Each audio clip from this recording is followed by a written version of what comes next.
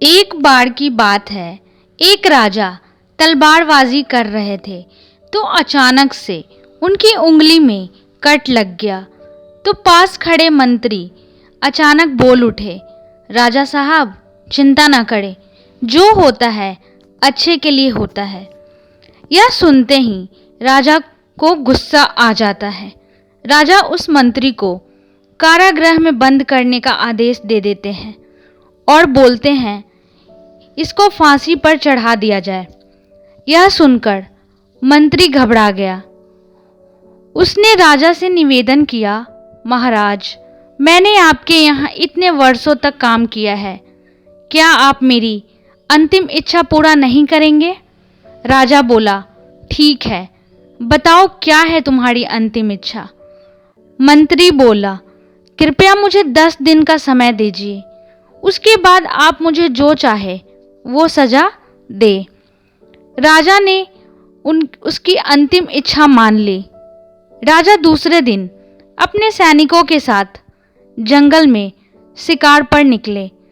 जंगल के बीच में राजा अपने सैनिकों से बिछड़ गए और रास्ता भटक गए। रास्ता ढूंढते हुए राजा वनवासियों के बीच पहुंच गए, जो बलि देने के लिए किसी को ढूंढ रहे थे। वनवासियों ने राजा को पकड़ लिया और वन की देवी का बलि देने के लिए ले गए। बलि देने की सारी तैयारियां पूरी हो गईं। जैसे ही राजा को बलि देने के स्थान पर ले जाया गया, वहां खड़े बुजुर्ग की नजर राजा की खंडित अंगुली पर पड़ी। उसने आवाज लगाई कि ये तो खंडित है, इसकी बलि नहीं दी जा सकती। तो वनवासियों ने राजा को छोड़ दिया। राजा जैसे तैसे वहां से निकले और अपने राज्य पहुंचे। सबसे पहले कारागृह में अपने मंत्री से मिलने गए।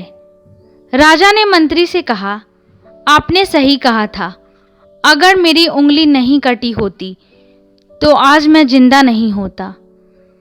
जो होता है वो अच्छे के लिए होता है, ये मान गया मैं आज।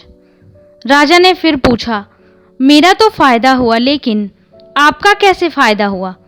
मैंने तो आपको सजा दी। मंत्री बोला, मैं आपके साथ शिकार पर हमेशा रहता हूं। उस दिन भी रहता, लेकिन मेरे खंडित नहीं होने के कारण मेरी बलि चढ़ जाती।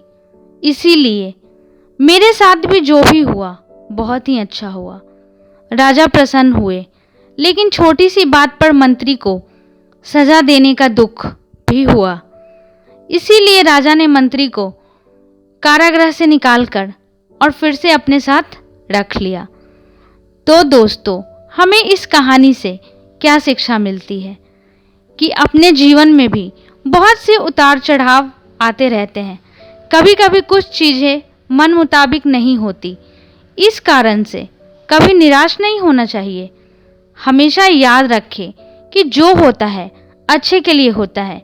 भले ही कुछ अच्छा हो या ना हो, लेकिन उस परिस्थिति के प्रति सकारात्मक नज़रिया से उसका प्रभाव बहुत कम हो जाता है। तो आई होप कि आप लोगों को यह एक छोटी सी कहानी पसंद आई होगी। आगे भी ऐसी कहानियाँ सुनते रहिए मेरे चैनल पे। जब तक के लिए भले चंगे रहिए, स्वस्थ रहिए, मस्त रहिए। Bye bye, take care.